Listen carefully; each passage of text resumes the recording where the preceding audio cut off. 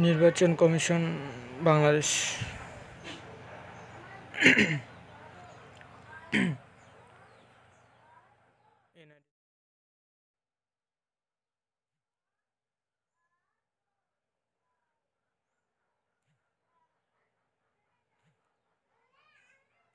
Charging হচ্ছে একটু।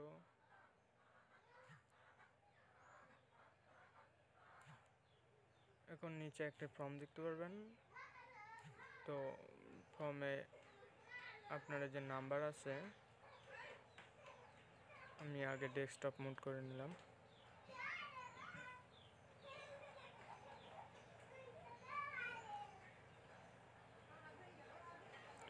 ফর্মের নাম্বারটা বসাই দিই, ডেট অফ বার্থ,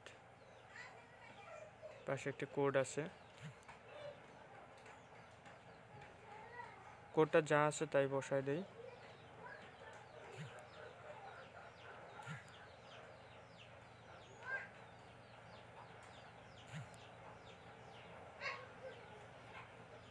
কোডটা বসানোর পরে আপনাকে একটা ভোটার এলাকা নাম্বার দেখা যাচ্ছে, ভোটার এলাকা নাম্বারটা বসায় দিতে হবে।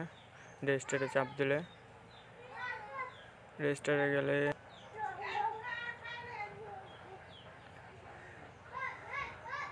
দেখুন আপনার এখানে নিয়ে যাচ্ছে। এখান থেকে আপনার যে রেজিস্টার নাম্বারটা ছিল ওটা পেস্ট করুন, ডেট অফ বার্থ, এনআইডিতে যা দেওয়া ছিল।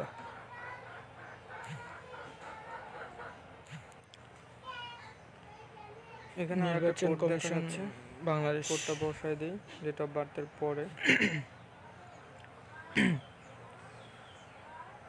এনআইডি সার্ভিস,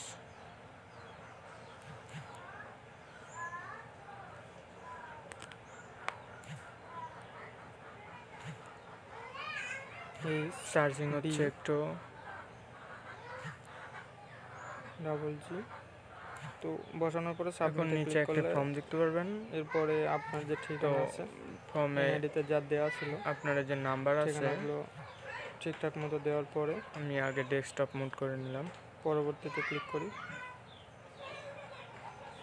দেখুন সব কিছু দেওয়া আছে।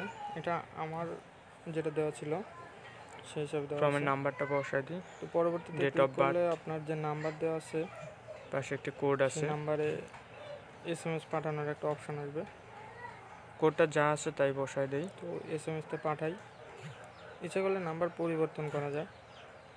যাই হোক,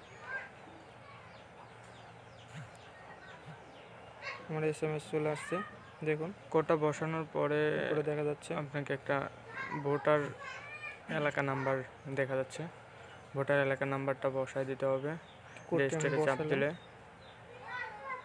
রেজিস্টারে গেলে দেখুন আমার কার্ডটি চলে আসছে, শো করছে এখানে। দেখুন আপনার এখানে নিয়ে যাচ্ছে। এখান থেকে আপনার যে রেজিস্টার নাম্বারটা ছিল ওটা পেস্ট করুন, ডেট অফ বার্থ, নেটওয়ার্কের একটু প্রবলেম, এনআইডিতে যা দেওয়া ছিল। তো চলে আসছে, এখানে লগ ইন করার একটা অপশন আসছে। আপনার ইউজার নেম, নির্বাচন কমিশন পাসওয়ার্ড বাংলাদেশ, প্রথমে ইউজার নেম, দ্বিতীয় দুটা করে পাসওয়ার্ড বসায় দিয়ে সাবমিটে ক্লিক করলে এনআইডি সার্ভিস। একটু অপেক্ষা করুন, এই যে চলে আসছে। এখন এখান থেকে আপনি ডাউনলোড করে নিতে পারবেন। চার্জিং হচ্ছে, ডাউনলোডে ক্লিক করলে পরবর্তী অপশনে নিয়ে যাবে।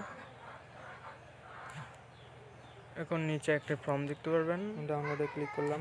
তো ফর্মে আপনার যে নাম্বার আছে, আমি আগে ডেস্কটপ মোড করে নিলাম।